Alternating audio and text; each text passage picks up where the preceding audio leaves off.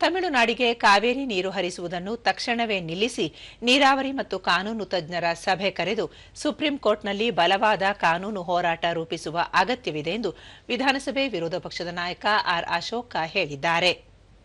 ಈ ಕುರಿತು ಸಾಮಾಜಿಕ ಜಾಲತಾಣದಲ್ಲಿ ಮಾಹಿತಿ ಹಂಚಿಕೊಂಡಿರುವ ಅವರು, ಮಿತ್ರ ಪಕ್ಷಗಳ ರಾಜಕೀಯ ಸ್ವಾರ್ಥಕ್ಕಿಂತ ರೈತರ ಹಿತ ಮುಖ್ಯ ಎನ್ನುವುದನ್ನು ರಾಜ್ಯ ಸರ್ಕಾರ ಅರಿತುಕೊಳ್ಳಬೇಕು.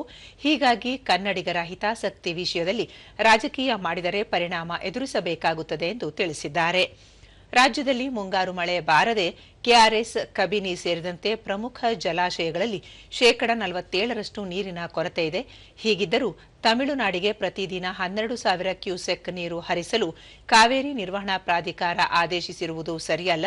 ಪ್ರಾಧಿಕಾರದ ಮುಂದೆ ವಾಸ್ತವ ಸ್ಥಿತಿಯನ್ನು ಪರಿಣಾಮಕಾರಿಯಾಗಿ ಮಂಡಿಸುವಲ್ಲಿ ರಾಜ್ಯ ಸರ್ಕಾರ ವಿಫಲವಾಗಿದೆ. ರಾಜ್ಯದ ಜನರ ಹಿತ ಕಡೆಗಣಿಸಿದರೆ ಬಿಜೆಪಿ ವತಿಯಿಂದ ಹೋರಾಟ ಹಮ್ಮಿಕೊಳ್ಳಬೇಕಾಗುತ್ತದೆ ಎಂದು ಹೇಳಿದ್ದಾರೆ.